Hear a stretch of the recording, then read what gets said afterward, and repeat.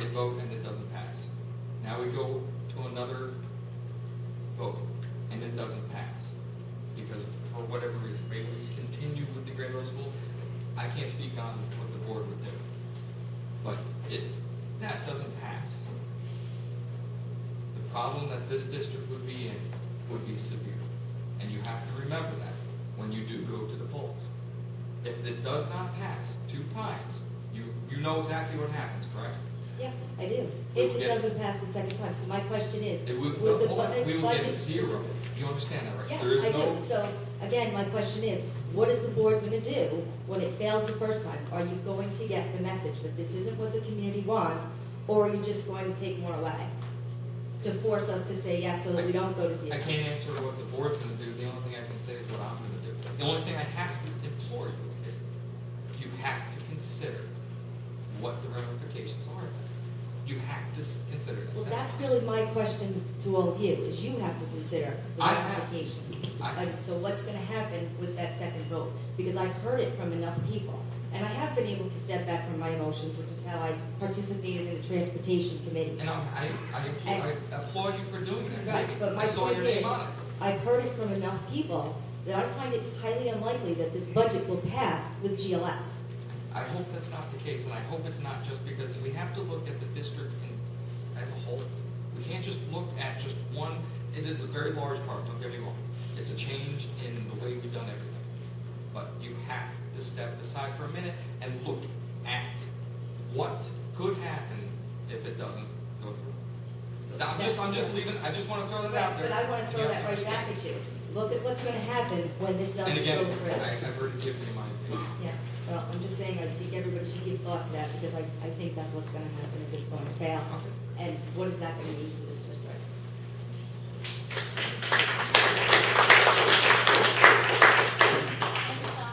I just wanted to reiterate something that Anne-Marie said, board member Keith, who are throwing it into the community's lap about it being the responsibility of the community that if the budget fails, it's No, I didn't essentially say. us. Please do not put words in my mouth. What I said was, you have to step aside and look at what's the best for the district. Exactly. I did not say what you just said. So let me just reference. We need to do a little bit of a recap. My personal situation. I've lived in this district over 35 years. I went to Pagan, went through Todd, graduated from Spackenkill. My older son was a student of UFSD, and this is not public. Oh, there you go. Right now, I have a little one who's about to enter kindergarten. I was not notified of GLS in September at all. I had no idea whatsoever. I had no say, no involvement in the process. You never saw me in here, did you? I should have. You should have. So, But I don't need to notify you of that. Why I did not It's in get the newspaper. notification. But that's a whole other thing. So my point is, we've established already tonight that there's been no due diligence done, because over the past several years where there's been discussion about GLS since 2009, we've already established that we haven't looked at any other we haven't done any impartial studies to address enrollment or fiscal issues. We haven't done any other side-by-side comparisons to address fiscal and enrollment issues, and we haven't Well, put any other I do want to change that. options We available have to the public. done enrollment studies, and we should be 200 more than what we have. And we haven't presented any other viable options to the public for comments or review. When it comes down to talking about transitions, when you guys were all thinking about GLS, and you said you put a lot of thought into it, but there were no palliative programs discussed from September until now supporting transitions. For example, class looping. Board member Grissom, you had mentioned in your decision on December 12th that students in New Paltz did very well with the transitions over there, didn't you? Did you know they class loop there? Do you know what class looping is? So, did you know that they class loop in New Paltz? You did not know that? I can't hear you. I answered your question. But I cannot hear you. Okay. So I guess the question to you is, you're suggesting that the community is emotional, and you're suggesting that the community is, out of line. No, I never said out of line. You said to Anne-Marie, you're being emotional about it. Just give me a second. What I said was this is an emotional issue. That is what I said. I did not say anything of what you're referring. Okay. No, now it's my turn. What I am telling you is, it's an emotional issue, period, okay? And we all have been here for months. We're here until 11 o'clock at night. We're all here to find out what is the best answers here and where we're gonna go with this. We've already had the vote, we've looked at it, I've looked at it, we're looking at the best viable options that we're at right now. The tax cap, I said last time, unintended consequences, absolutely. We're trying to address that. I hope everyone out there has tried to address it. I hope you have tried to address it. We need to just work together, and I said this at just about every meeting, to try to figure out how we can make this work. It's not fun. This is not fun. 11 o'clock, we're trying to figure out how we're going to make this work. I agree, and I think one of the things that we're having a problem with is that, as some of you have mentioned, is that the district train has been kind of like this runaway train with GLS as the only option until December 12th. Then Dr. Powell tonight presents a plan, and it's already a done deal. That's not okay. The board needs to step back. It needs to look at the community and say, you know what, we've got 821 petition signatories on it, and the people in the community are not going to stop. We are going to continue. We've already filed an appeal. We are going to get more signatures. There are people today who still don't know about GLS. As we're still knocking on doors, people are saying, what are you talking about? That's not okay. You're going to have a lot more to think about come May. But you didn't knock on my door. Well, you've already voted.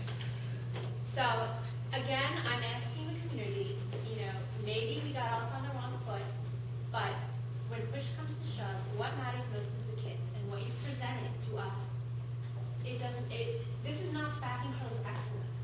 I mean, we're talking about a mission statement that talks about excellence, and we strive to do the best for our community, and our children strive for excellence, and right now what I see is mediocre at best. And that's the direction this train is going, with the board setting the direction. Is that what you're saying is okay to us? Because the community is telling you that's not okay for us. And I'm asking you to start listening. And if you don't, then, you know, I can't say what's going to happen in May, but I can say I'm not going to vote yes if GLS is on the table. That's all I can say. Again, you have every right to do that. Okay? Rajesh Chalibas, full-time.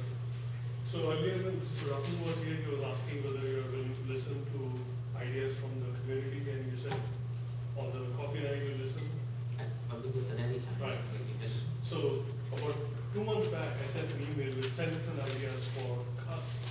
I haven't seen any of those ideas being explored. So what's going to change in 2 months?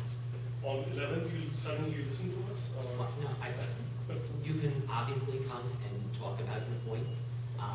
But no action will be taken. Well, it may or may not. I mean, there's some cuts that somebody talked earlier about redistricting. I mean, is that an option? Yes, not in my mind. Yeah, but I said So, 10 ideas, but I haven't seen, and many other community members have said other ideas, but we haven't seen any of those ideas in these charts. So I don't know what's going to change on March 11th, and suddenly you listen to us and do something, right? I haven't seen a lot of ideas come forward, but I'll revisit. Okay, yours. so maybe Anna, we should communicate if they haven't received any ideas from the community. For cost savings. I mean, that's what I'm getting, right? You haven't received any ideas. Cost from savings. Yeah, I sent an email to all the board members with 10 different ideas. You can go back and I'll check. revisit. Okay. And so one other thing, I did the math. I looked at the 78 on the first year saving times 3, and then I did 51 times 2 and 95. That still adds up to 434 something, and this is 474. The difference between non-grade, grade level, and non-grade. So you're still off by around $45,000. You would get off if you remember, go back to the slide, please.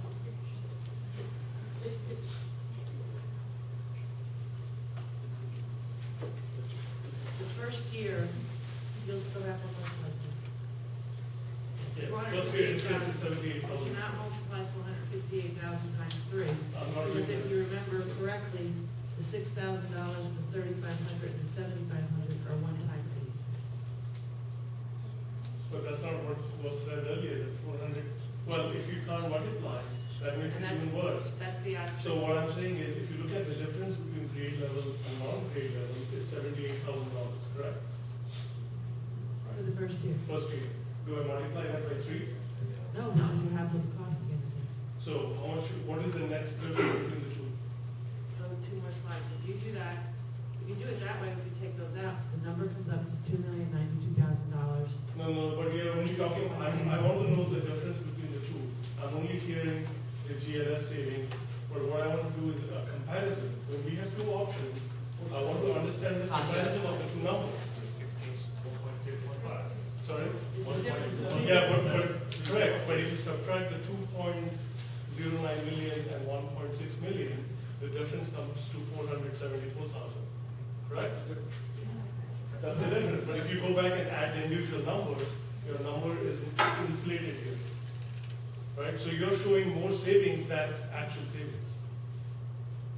So if you go back year over year, if you can go back and add the numbers. I can provide the superintendent with a spreadsheet that shows the detail year by year both ways. So that, I mean, that scares me. You're using a spreadsheet and it comes up with the wrong number. No, it's the So numbers I are don't correct. know, how the whole savings calculation is done. No, it's because of the. So is this posted somewhere on the website where we can go and check because these numbers are still incorrect? The numbers are correct, and I'll put the spreadsheet out for the superintendent. Okay.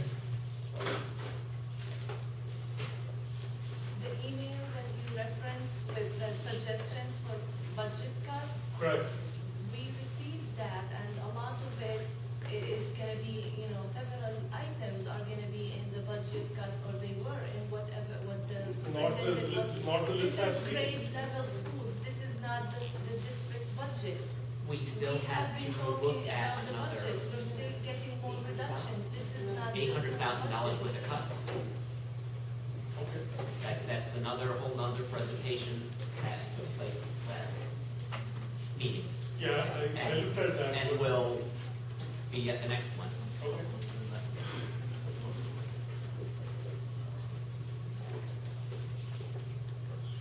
I just had one question as far as transportation that I forgot to ask for, and that is, our projected pickup time for my children would be 8:10. So if the earliest drop off at Hagen, my kindergartner, my 3rd grader would get on at 8:10. They can then go into Hagen at 8:20, is the earliest they can enter the building? Okay. And then within 15 minutes' time, they're gonna get out of Hagen, out of 2 lights, all the way to Nassau, rapidly for 8:35, for class to start at 8:45. So we know that's not gonna happen within 15 minutes. By the time those children get off the back of the bus, because we're gonna throw younger students in front of us. So older children unload, they pull out, they sit at the light on Spackenkill, they sit at the second light on Spackenkill by Wilbur. They get onto Route 9, and then whatever route they take into Nassau is gonna take more than 15 minutes. By the time the kids unload, and Dr. Powell said, it takes kindergartners more than a couple minutes to go down to their classes. So let's say they get there at 8:35, and on the off chance they get there at 8:40. Those kindergartners have 5 minutes to exit the bus, get to their classrooms, take their stuff off, and be ready to learn in larger class sizes. The numbers look good on paper for this transportation. Kindergartners with class sizes of about 20, and they still have the teaching assistants. This year. This year. For 2 years. This year. Well- It doesn't, my children are gonna be in 1st grade and 4th grade. They're gonna fare a lot better than other children that are younger. But as we go forward, even this year, for a 1st grader in a brand new school building, you're gonna have possibly, at most, 10 minutes, at most. And that is not, for our bus route, and my bus route's pretty good at the time we get picked up and dropped off. There are far worse that I looked at. And you stated at the beginning that it takes a while for them to get down the halls, they're in a new building again. I think these numbers are cutting it way too close. But we did also say that we would continue to tweak the routes, that we were going to actually drive the routes, that committee members would be welcome. If you'd like to join us on April 9th, you are welcome to do that, just contact Michelle Maloney. And if we have to adjust route times, we will. It's not. Because any parent knows that on any given day, depending on what's going on, That's some true. child's running out of the house without their lunch and their hat, and there's this and there's that, and the time's off, and I mean, it looks good on paper. But we're talking about our youngest, most volatile population. We're talking about our kindergartners, first graders, and second graders that are the youngest. And yes, entering kindergarten is not a Spackenkill and post-transition. It's traumatic to some children. Some children who didn't go to daycare, it's traumatic. There are children that have spent 3 to 4 years in nursery school or daycare. It's sometimes more traumatic for them leaving their last school. So it is a huge transition regardless. It's a huge transition for parents. And going forward, I think the more clear that you are to us as parents, the more confidence will be built. To say that we're overly emotional with what we're being presented that doesn't make sense is unfair. For you to say... No, I never said over emotional, I said emotional. We need to separate our emotions, is what you said, and you're correct. We need to separate ourselves and look outside that for a moment. Absolutely. But because of the inconsistencies, at times it's hard for parents to do that. We put our faith in... That's the best thing to do, is to step outside and look at it. Exactly. And that's when you bring up your concerns, and that's when we have to look at it. And as we go forward and it continues to escalate, if we look at a board member and say, okay, they're giving us their word that they looked at another school district and those children did well, and then the next meeting we find out that school looped, the board member's not aware that they looped. Is that part of their success? I spoke with a board member in general, and she told me it worked. I didn't speak with her about all the details. Absolutely, and that's my point. My point is, if we're gonna have confidence in, okay, we're looking at other schools where it worked, but we're not gonna institute the things that made it work well with them, it breeds inconsistencies as we keep going forward. The best thing about all of this is you now have parents on board that never before even had a clue what all of this was about. And we can thank Anna and we can thank everybody else that spearheaded this, because so many of us, to say that a parent who purchases a home without a school-age child should know what's going on in the internal workings of their school from their newspaper is a little out there. Absolutely. That's how we're supposed to know that a dramatic change like from our newspaper? Well, just like just like anything else, that's how you get involved. Just like the town board meetings, the fire district. I agree. I'm as much to blame as anyone else. The day that I moved into this district, I should have become more active. I had a stepson in middle school. You moved here because of the district. I moved here because I had a stepson who was artistic. He was very introverted. And I love the idea of taking him out of a huge population and bringing him into a school that graduated at the time. He's 22. I think the graduating class was 120 children. I didn't care. Hagen, Nassau, the house was a little bit more than I wanted to spend, but it was well worth having him in a small environment. And when he entered this middle school in 6th grade as a child from outside the district, by the end of that year, every teacher and every administrator in this middle school knew who he was. Everybody was unified. I didn't care about test scores. I didn't care about I didn't know the difference between Nassau or Hagen, to tell you the truth, and I grew up in Arlington. I knew Spackenkill was superior, and the small sizes were what appealed to me, and the small classroom sizes for that child. My children will fare much better. Larger classes, different school districts, my children are a different personality. I think that going forward, the less indiscretion. There are parents that look at it and go, how does the administration say they're going to hold our children in the best of care, and they're going to schedule their orientation overlapping on a field day? You have to understand that all these little things make us turn around and go, what is going on? Are these children's needs really first and foremost? There's small indiscretions that are leading to a lot of the insecurity just being propelled. And people are having a harder time removing their emotions and looking at the bigger picture. I don't say that you're... And you voted no, so I mean, we know how you feel. It doesn't matter whether I voted no, I still have... Right, the burden of the bigger picture is all of ours. And I really wish in September you had brought the point up, when you brought the point up of we need to be addressing our state, we need to be addressing our government that's imposing a lot of these guidelines on you, on us. Like I said, no one really considered the unintended consequences that we are really involved in right now, because no one said, okay, when the state flag comes out and says, oh, this is what you have to do now in December or October, and you're finally getting your numbers, like, what? Really? And again, when we sit back and think about the bigger picture, we go, why didn't the board in September say, okay, this is what we're dealing with, but the bigger picture we can all do something about. We're going to draft a we didn't know honestly, we didn't know what the formula was. When did they come out with the formula about the 2%? As of today, it still wasn't finalized. See? And I have to have information from the state. And this is like, I'm gonna get off so everybody can go home, but it's a big self-propelling wheel of confusion. It is. Because this is all being told that it has to be done because there's a tax cap with a certain percentage, and as it's going, there are so many unknowns that you guys have to like juggle and pray all the balls land in the best spot.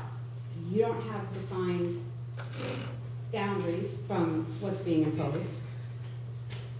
It confuses all of us how such huge decisions can be made because you're left. And from the beginning, we should have been addressing the state, all of us, saying, you know, what is going on, and we, the taxpayers of this state, want a better plan for our schools.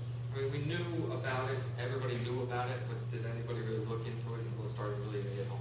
Right, but now you're encouraging us to contact the state. Why weren't you all encouraging us then and providing us an easy means to Like do I it said, then? unintended consequences, I don't think it was really realized until, you know, I don't know, October, November, I mean, we knew it was gonna be bad, but not like this. Not like this. I just think the clearer things are going forward, that makes sense, and when statements are made, they're backed by, you know, well-founded evidence and information. I think you're gonna have a lot more support, and I will do whatever I need to do as a parent and as a taxpayer to make this the best possible scenario. With that said, I think you'd have a lot more people on board if you're a lot more specific and clear in the direction that it's going. I'm not the most politically correct person, so I usually see what's on my mind.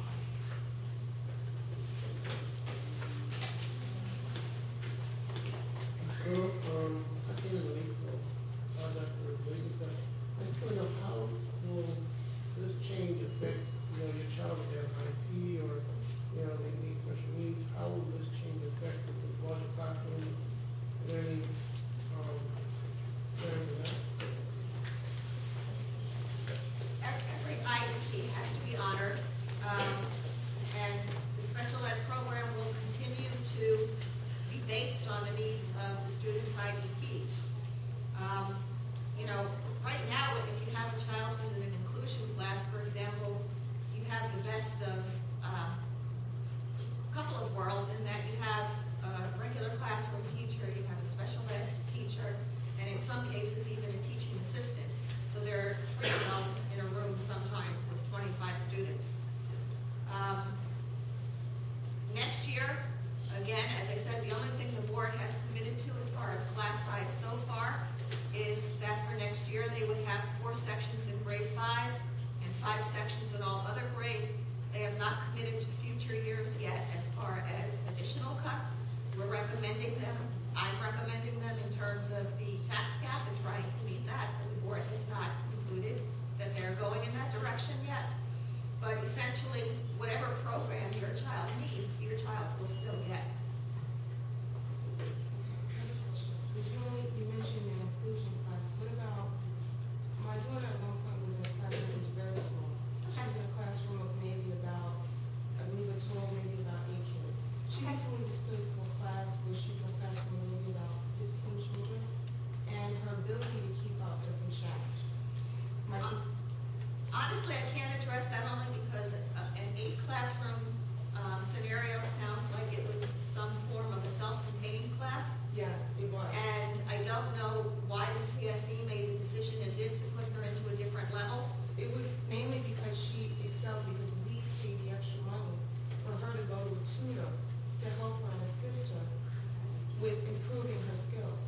Honestly, that's something you would have to address with the CSE. It's not anything related to grade level. Well, the reason that I'm asking now is because you had mentioned the number of classes or the number of sections. So how would that number of sections affect a student who has an IEP? A number of sections, I mean, I haven't heard anything about a small class size for a child who has an IEP. That would still be maintained. If students require self-contained, for example, we still have to provide self-contained. Even if there's 1 or 2 children in it, we have the obligation to provide a self-contained class. If it's the larger class of the 15-1-1, we have to provide that. We cannot deny a student the program that an IEP dictates. These are regular sections in terms of regular general ed, regular classroom sections that we're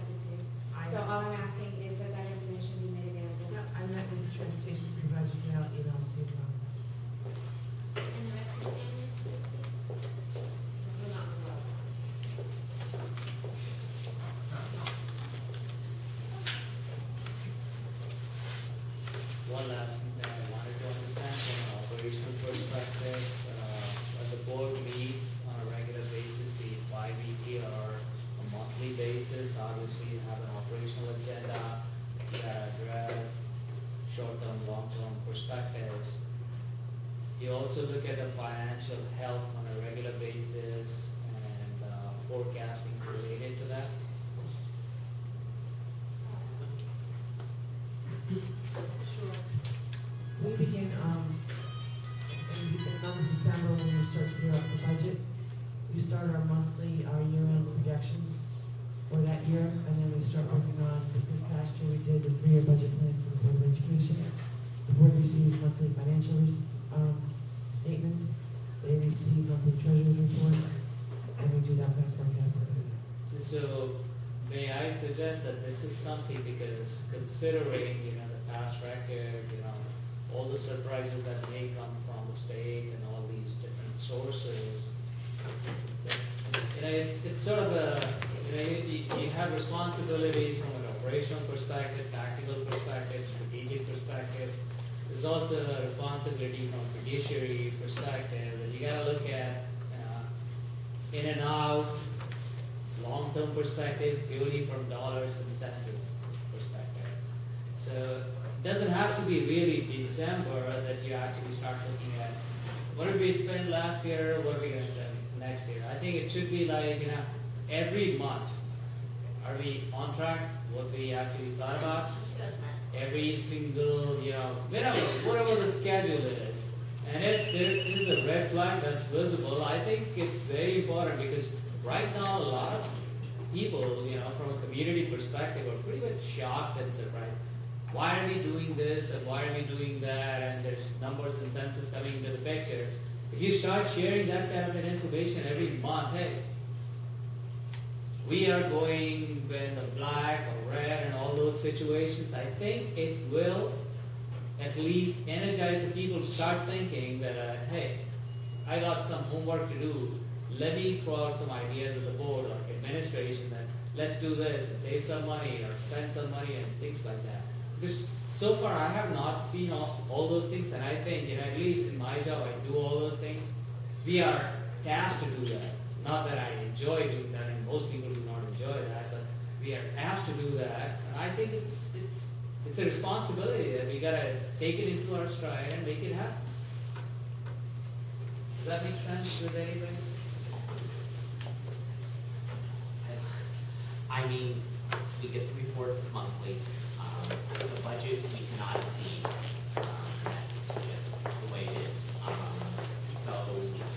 Then we project based on how it's coming out at the end, what the new budget is going to become, what can be reduced, because maybe we overestimated the year before. We then take the revenue piece, which is our biggest question mark, because the budget, you have a sense because you managing it monthly, but the revenue piece you don't, and that's where some of the issues come in, is more in the revenue and this year the tax cap on top of the revenue piece. So those are some of the unknowns. Medical sometimes hangs up there a little bit, how much that's going to go up is an unknown. Sometimes towards the end, we get those numbers in for the budget. But the budget process just kind of is on for the last 3 years, we've started it earlier and earlier simply because it has been a bigger issue. And we continue to do so, but like I said, some numbers don't fall into the very end because they aren't available. So if we increase for medical, we don't know until a certain point. State aid, we don't know until a certain point. This year, we're lucky state aid, we do very early. Unfortunately, it came with a 2% tax cap, but but we do look at it and we try to not amend it, but try to work not only within it, but also trying to reduce any surpluses so the next year we have a more in line budget. I don't know. My input would just be that if we are tracking the spend, revenue, and the asset base on a more regular basis, we're able to see the red flag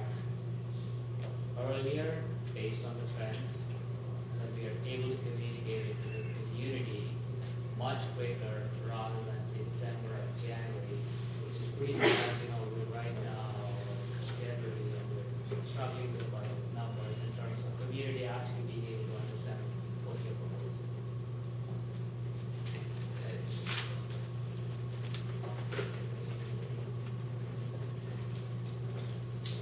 Sorry. That's okay. Dan Kohler, 11 Meadowview Drive. Shame on me for really not knowing about the GLS until somebody knocked on my door about a month ago. I have 2 young kids, not school age yet. They're daycare.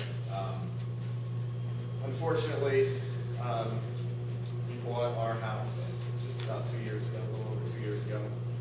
We purchased it for over asking price in a bidding war on a house that sold in less than a week, solely because of the Spackenkill School District name. It didn't have anything wrong with the fire department or anybody else like that. It was all Spackenkill. My wife is a graduate from here. Her family's graduates from here. There's a lot of successful people that have come out of the school.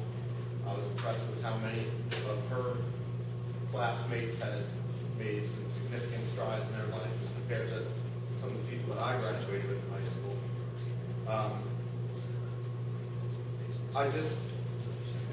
With regard to the GLS, I know it's been voted on, so what I might have to say is probably a moot point, but I'm just starting to get into the financials and trying to understand all the slides that were even presented. And it seems to me there was a non-GLS option that was contemplated, and it was very similar, and the meat of that number was 4 cuts, with the 4 teaching cuts, $380,000. When you look at the GLS savings for year 1, it's about $78,000 more than the non-GLS plan. What's concerning is when you go through a major drastic change, there are unanticipated collateral costs that you guys probably can't anticipate right now and couldn't include in your model. I feel that financial model is lacking. There's some deficiencies in some of the unanticipated costs. There should have at least been contingencies for other things that are going to come up that weren't in there. Now, when you look at those numbers as they go over 3 years, there's an alleged $225,000 savings by going GLS versus the non-GLS plan. What is worrisome is these unanticipated costs that you might, that may come up, the ramifications to our kids, obviously. And it's very hard for me to swallow as only being able to take it in for a couple of weeks now. One of the things I wanted to make sure that you guys try to do is your contractual agreements with your folks, the administration, teachers. You're going to have to start taking that and getting hold of some of the escalations in the salary increases and perks and healthcare costs. Because I'm just looking at it as, okay, 2% every year additional tax revenue starts to go up. It's exponential, but it's small. But when you start adding escalations on these additional teachers and the additional administration, while there may be more savings now, it starts down here. But those escalations go up faster. It's still exponential, but it's exponential in a faster overall manner. So maybe 3 years from now, you are saying that there may be a savings of $225,000. But 3 years is not a long-term plan, I'm sorry to say. I had a long-term plan when I bought my house in Spackenkill. That's an 18-year plan at least, knowing my kids were going to get through the school. 3 years doesn't do justice for any analysis you're going to do. And I just think that there may have been a jumping of the gun on this, because in reality, you're only saving $70-something thousand extra by doing GLS. Clearly, none of the people here want it.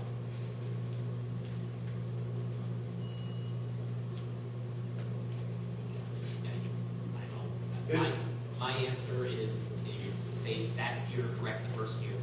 Our dilemma is not the the first year, it's the subsequent years, which allows us to do some phasing, but it needs to have the flexibility 2 years out, possibly 3 years out, even more, if things don't change.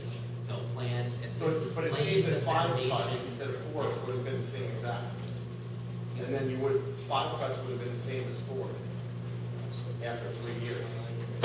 But we wouldn't have to have this whole discussion with GLS.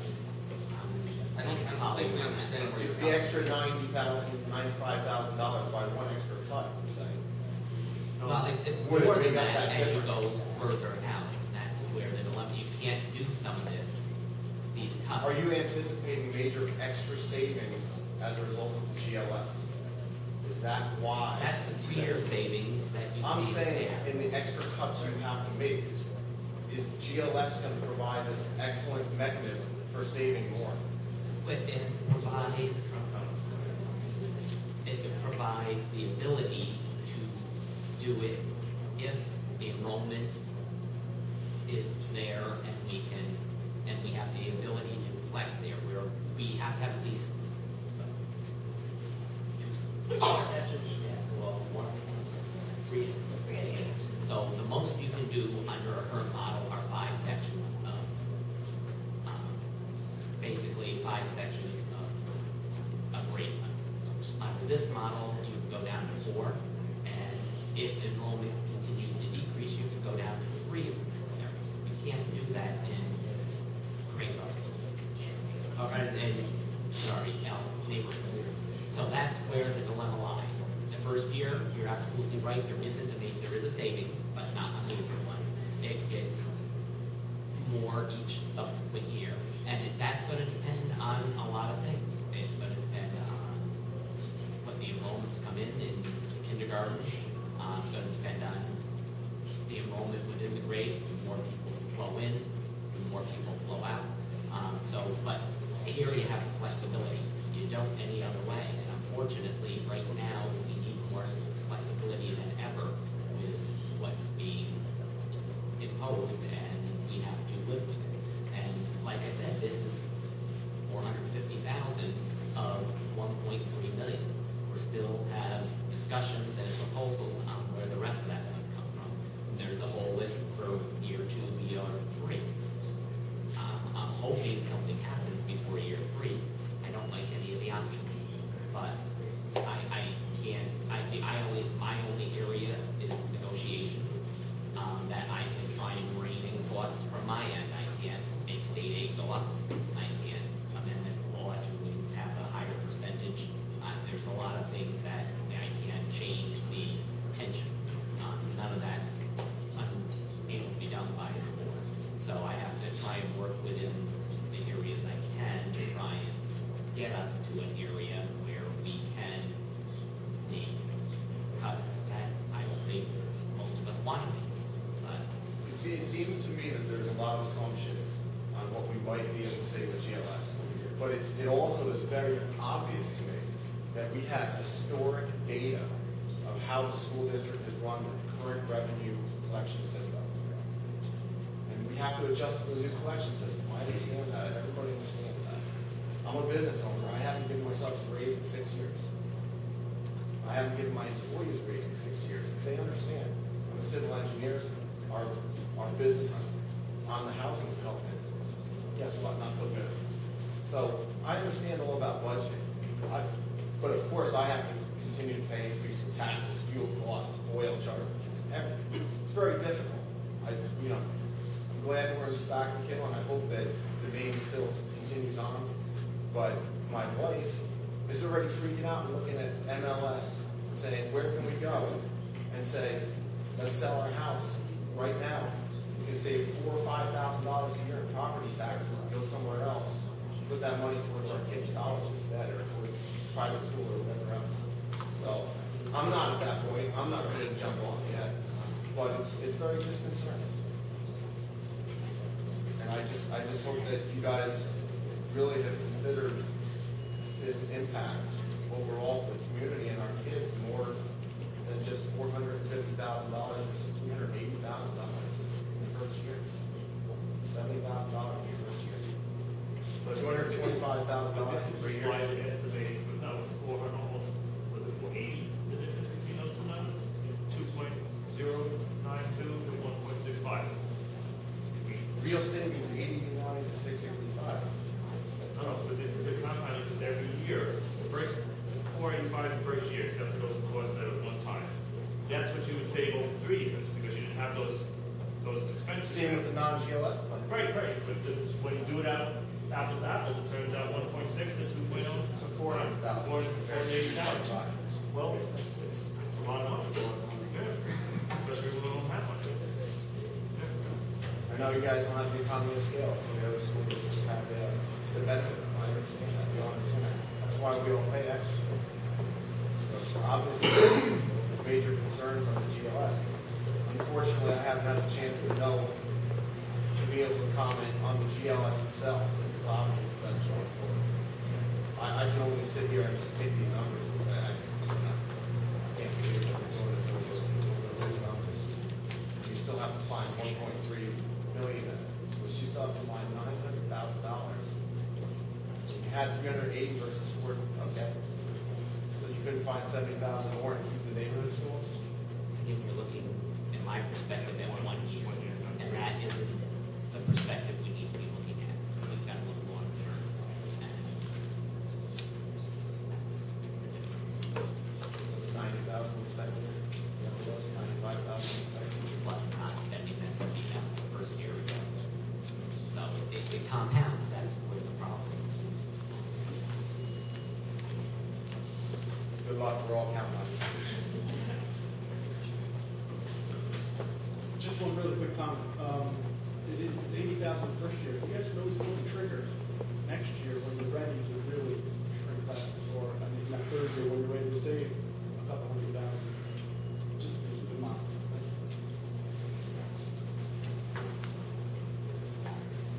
Okay. Just one more thing while I'm going. I'm pretty sure that there's people in this community that are accountants and whatnot that would love to help out to try to figure it out. Because obviously there should be some extra sets of eyes on it by professionals. I agree with the person that said there's a professional. And again, I understand we the have business manager. professionals looking at it, and we do solicit help from the community. We dropped a bus run because of a community member that came in and helped us out, and we did some routing and stuff to do it. But there are professionals doing it. It's their job. They're employed for that. We have accountants, auditors that oversee it. So it is being done by professionals. Do I hear a motion to adjourn? Second. All in favor? Aye. Opposed? Thank you for